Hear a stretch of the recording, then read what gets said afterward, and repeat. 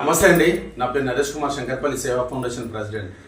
నేను ఈ video survey జన సుఖినో భవంతు లోకా సమస్త అని చెప్పి పురోహితులందరూ గ్రామదేవత అభ్యునం అని చెప్పి ఊరి క్షేమము, ఊరి ప్రజల క్షేమం కోసం మాట్లాడతారు. అలాంటి పూజారి మన శంకర్పల్లికి 20 కిలోమీటర్ల దూరంలో ఉన్న మోన్పేట్ వెనకతల గ్రామంలో వెలిసిన శనేశ్వరం టెంపుల్కు 20 ఏళ్ల నుంచి అక్కడ అశోక్ శర్మ పూజారి గారు, కరణం అశోక్ శర్మ పూజారి అంటారు అతను అక్కడ 20 ఏళ్ల నుంచి పూజలు చేసుకుంటూ ఆ గుడి డెవలప్మెంట్ కోసం అహర్నిశలు కష్టపడ్డ వ్యక్తి అని అతను. ఎందుకంటే ఆ గుడికి పబ్లిసిటీ ఇవ్వడం నాకు ఒక అదృష్టంగా భావించినప్పట్లో ఆ కరణం అశోక్ శర్మ పంతులు గారు కిడ్నీ వ్యాధితో నగరంలోని కేర్ హాస్పిటల్లో చాలా అనారోగ్యంతో బాధపడుతున్నారు, ఆర్థిక ఇబ్బందులతో. కాబట్టి 20 సంవత్సరాల నుంచి ప్రతి శనివారం రోజు, అమావాస్య రోజు, తర్వాత ఇంకా అలాంటి శనీశ్వరునికి ఇష్టమైన పర్వదినాలలో కొన్ని వందల వేల లక్షల మంది అక్కడికి వచ్చున్నారు. తెలంగాణ రాష్ట్రంలోనే ప్రసిద్ధి చెందిన ఆలయం అది శనీశ్వరం టెంపుల్.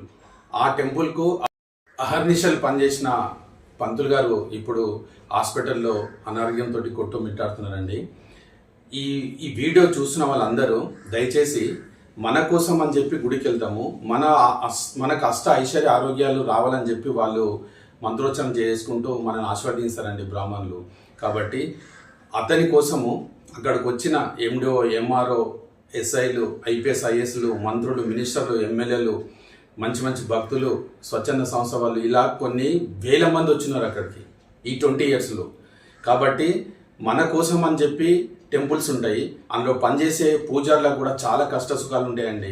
వాళ్ళని పట్టించుకోవాల్సిన బాధ్యత మన హిందూ ధర్మంది, సనాతన ధర్మంది. ఎందుకంటే అన్య మతస్థుల్లో వాళ్ళకి ఏమైనా జరిగితే వాళ్ళందరూ విరాళాలు ఇచ్చుకుంటారు, వాళ్ళంతా గెట్ టుగెదర్ అయి వాళ్ళందరికీ సపోర్ట్ ఇచ్చుకుంటారు. ఎందుకంటే వాళ్ళ దగ్గర ఉన్న యూనిట్ అలాంటిది. మరి ఇంత పెద్ద భారతదేశంలో మన ధర్మము, సనాతన ధర్మం, హిందూ ధర్మం అనేది ఎంత గొప్పదో అనేది నేడు నరేంద్ర మోడీ ద్వారా ఈ ప్రపంచానికి అర్థమైపోయింది, ఒకప్పుడు స్వామి వివేకానంద ద్వారా. సో మనం అందరం ఏం చేద్దామంటే తమ వంతు సాయంగా, అసలు బ్రాహ్మణులు ఎప్పుడైనా చెయ్యి పైనే ఉంటుంది, వాళ్ళకి ఇచ్చేటంత మనం స్తోమత ఉందని చెప్పి మనం అనుకోవద్దండి. కాకపోతే వాళ్ళకు సాయం చేసే అవకాశం లభించడం నా అదృష్టంగా భావిస్తాను. ఎందుకంటే మనకు రూట్ క్లియర్ చేసి మనకు రాజయోగం కావాలన్నా, ధనయోగం కావాలన్నా ముందు శనీశ్వరుని అనుగ్రహం ఉండాలి. అలాంటి శనీశ్వరుని టెంపుల్ కథను రాత్రి పగలు పనిచేసి నేడు దీనావస్థలో అనారోగ్య స్థితిలో ఉన్నాడు. కాబట్టి అతనికి మనం హెల్ప్ చేస్తే ఆ శనీశ్వరుని కృప కూడా మనందరికీ ఉంటుంది.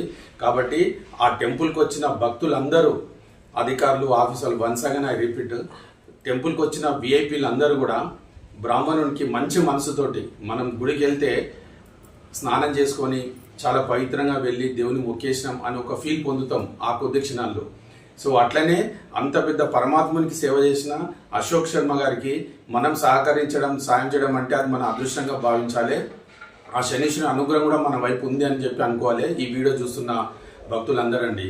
అందుకే దయచేసి అశోక్ శర్మ గారికి వాళ్ళ నెంబర్ కూడా నేను ఇప్పుడు స్క్రీన్ మీద స్క్రోల్ అవుతుంది, అతనికి ఫోన్పే, గూగుల్ పే ఏ రకంగా అయినా సరే అతనికి సాయం చేసి మంచి ఆరోగ్యంతో హాస్పిటల్ నుంచి మళ్ళీ టెంపుల్కి వచ్చి అక్కడ పూజలు చేసి, నేను పూజలు చేసి ఆస్వాదించిన భక్తులందరూ తమ కృతజ్ఞతా భావంతో నాకు హెల్ప్ చేసిరు అనే ఒక ఫీల్ అతనికి అందిద్దామండి. హిందూ జాతి, హిందూ ధర్మం కోసము పరితపించి పూజలు చేసే పూజారులకు, సాధు మానీయులకు ఏమన్నా అవుతే హిందూ జన భక్త అందరూ కూడా నాకు అండగా ఉంటారని ఒక ఫీల్ని ఈ సమాజానికి అందిద్దామండి. ఎందుకంటే హిందువులంతా హిందూ బంధువులు అని చెప్పి మనం పదే పదే మాట్లాడుకుంటుంటాం పర్వదినాల్లో, పండుగల రోజు. సో ఈ రోజు హిందూ బంధువులు అందరూ ఒకటై అతని ఫోన్పే ద్వారా మనం ఆర్థిక సాయం చేసి ఆ బ్రాహ్మణునికి అండగా ఉండాలని చెప్పి, సాయం చేయాలని చెప్పి కోరుకుంటున్నా. మళ్ళీ అశోక్ పంతులు గారు మంచి ఆరోగ్యంతో మళ్ళీ ఆ టెంపుల్ అడుగుపెట్టి శనీశ్వరునికి పూజలు చేసి వచ్చిన భక్తులందరికీ మంచిగా ఆశీర్వాదం ఇచ్చే స్థితిలో మనం చూడాలండి. దయచేసి నా వీడియో చూస్తున్న భక్తులందరూ, మంచి వాళ్ళందరూ, దాతలు, మనసున్న మహారాజులందరూ కూడా అశోక్ పంతులకు సపోర్ట్ చేసి సహకరించాలని చెప్పి కోరుతున్నా. దయచేసి నా వీడియో నచ్చితే అశోక్ పంతుల కోసం దీన్ని బాగా షేర్ చేసి అతనికి ఆరోగ్యం బాగుపడే విధంగా సహకరించాలని చెప్పి కోరుకుంటున్నా. నమస్తే.